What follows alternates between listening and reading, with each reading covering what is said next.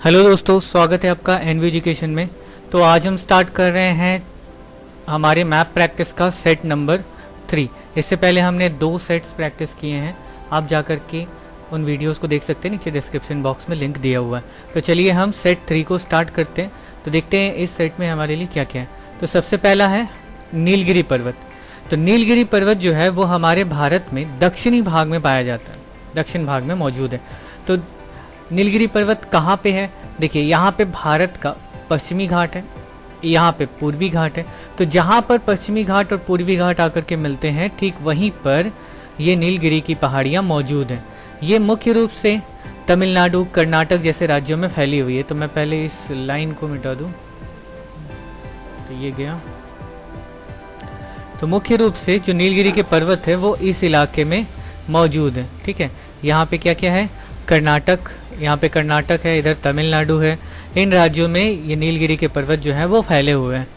Okay, अच्छा, नीलगिरी की पहाड़ियों के बारे में कुछ और बताऊं तो इसको पहाड़ियों की रानी कहा जाता है।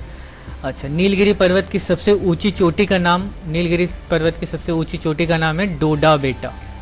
डोडा बेटा, डोडा बेटा जो है ये क्या है? नीलगिरी पर्वत की सबसे ऊंची चोटी का नाम है, जो दक्षिण भारत की दूसरी सबसे बड़ी चोटी है। ठीक है, दूसरी सबसे ऊंची चोटी है डोडा बेटा, जो कि नीलगिरी पर्वत पे।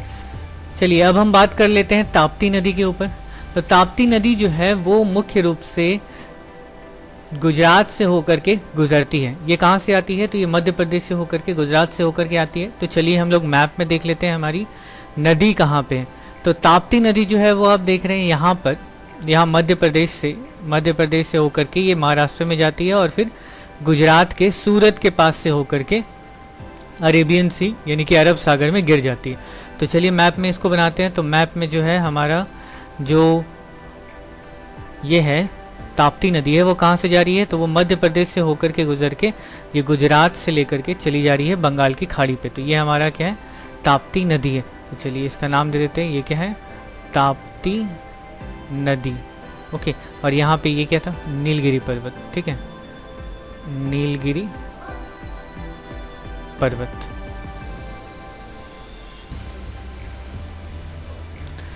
ओके, नेक्स्ट देखते हैं। देखिए क्या लिखा हुआ है? भारत, पूर्व भारत में लेटराइट मिट्टी का एक क्षेत्र।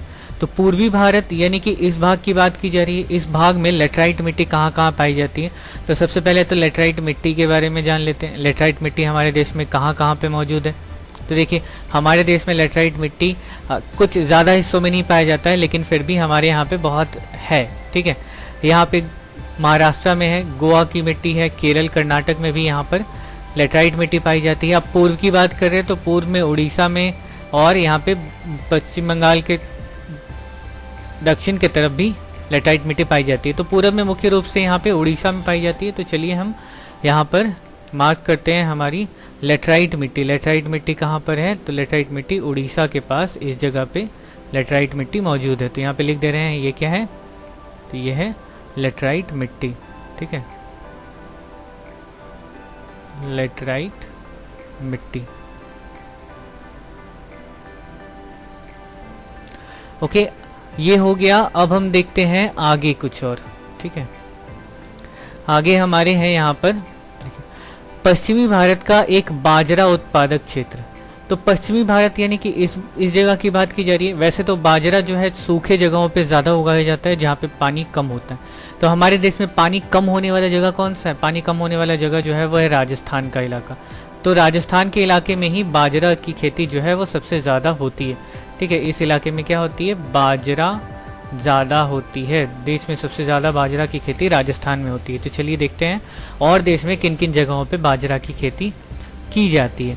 तो बाजरा की खेती के लिए यहाँ पे देख रहे हैं आप, राजस्थान है, साथ साथ यहाँ पर गुजरात में भी होता है, महाराष्ट्र में भी, मध्य प्रदेश के कुछ भागों में होता है, उत्तर प्रदेश में भी होता है और कर्नाटक के इलाकों में भी होता है। लेकिन मुख्य रूप से सबसे ज़्यादा जो है वो राजस्थान में बाजरा की खेती की जाती है।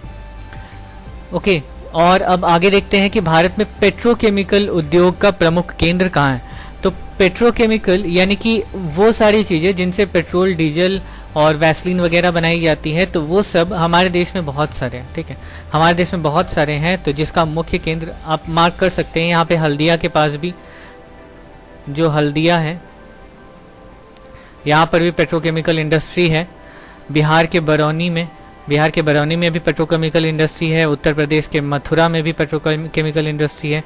अच्छा, खास करके यहाँ पे जो विशाखापट्टनम है आंध्र प्रदेश में, वहाँ पर भी है। तमिलनाडु के चेन्नई में भी ये पेट्रोकेमिकल इंडस्ट्री मौजूद है। तो आप कहीं पर भी मार्क कर सकते हैं। मैंने यहाँ पे आपको 5 जगहें बता दी, हल्दिया, बरौनी, अच्छा लिख देता हूँ, बरौनी, और ये है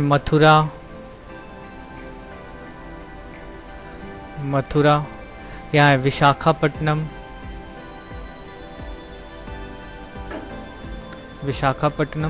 और इधर पे है चेन्नई।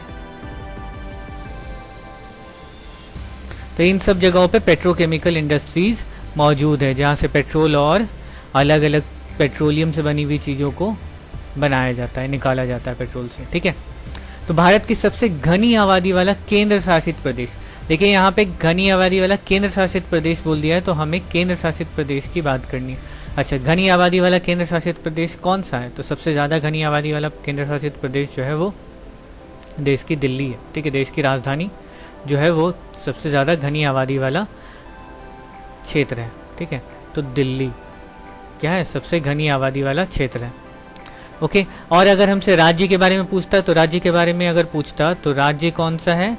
2011 के सेंसस से बताया जा रहा है कि 2011 के सेंसस से ही वैसे पूछेंगे। अभी तो 2021 में ये हुआ नहीं है, जनगणना नहीं हुई है, जिसकी वजह से हम अभी तक 2011 की ही जानकारी लेते हैं। तो राज्य में बोलेंगे तो राज्य में उत्तर प्रदेश जो है वो सबसे ज़्यादा घनी आबादी वाला क्षेत्र रहा है। और केंद्र शासित प्रदेश की बात करें तो कौन सा है? तो है दिल्ली। ठीक है, ओके, अब देखते हैं हमारे आगे और क्या क्या मैप के पॉइंट्स दिए हुए हैं। अच्छा, भारत का एक हाईटेक बंदरगाह, वैसे भारत का सबसे बड़ा जो बंदरगाह है ना, उसका नाम है जवाहरलाल नेहरू पोर्ट, जो कि महाराष्ट्र में मुंबई के पास मौजूद है। ठीक है, यहाँ पर महाराष्ट्र के मुंबई के पास मौजूद है। इसका नाम है क्या? जवाहरलाल नेहरू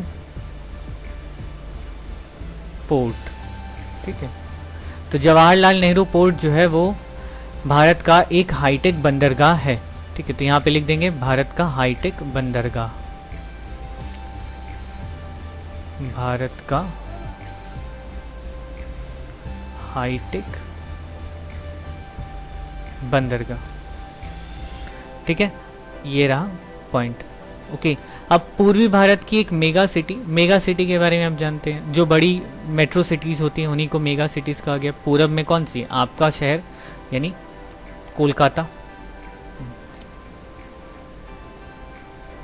कोलकाता जो है वो क्या है? एक मेगा सिटी, और ये पूर्व में मौजूद है।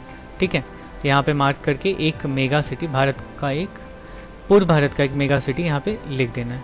ओके, नेक्स्ट देखते हैं दक्षिण भारत का एक अंतर्राष्ट्रीय हवाई अड्डा। अंतर्राष्ट्रीय हवाई अड्डाएं क्या होती हैं? जहाँ से जहाज विदेशों तक का सफ़र करती हैं, उन्हें अंतर्राष्ट्रीय हवाई अड्डा कहते हैं।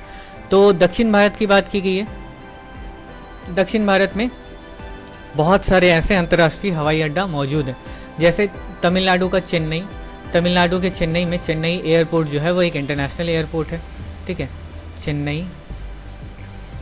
अच्छा, और विशाखापट्टनम भी जो एयरपोर्ट है, आंध्र प्रदेश का जो एयरपोर्ट है, वहाँ पर भी वो भी एक अंतर्राष्ट्रीय एयरपोर्ट है। आप ये मार्क करके रखिए, ये क्या है? एक चेन्नई का इंटरनेशनल एयरपोर्ट है। ठीक है, तो आज के लिए बस इतना ही, और बाकी के हम करेंगे अब अगले वीडियो में। ठीक है, तब तक के लिए bye bye and take care. तो एक छोटा सा अनाउंसमेंट है, अगर आप हमारे चैनल को सपोर्ट करना चाहते हैं तो आप यहाँ नीचे सब्सक्राइब के बगल में ज्वाइन बटन है, इस ज्वाइन बटन पे क्लिक करके सिर्फ 59 रुपीज़ मंथली पे करके हमें सपोर्ट कर सकते हैं।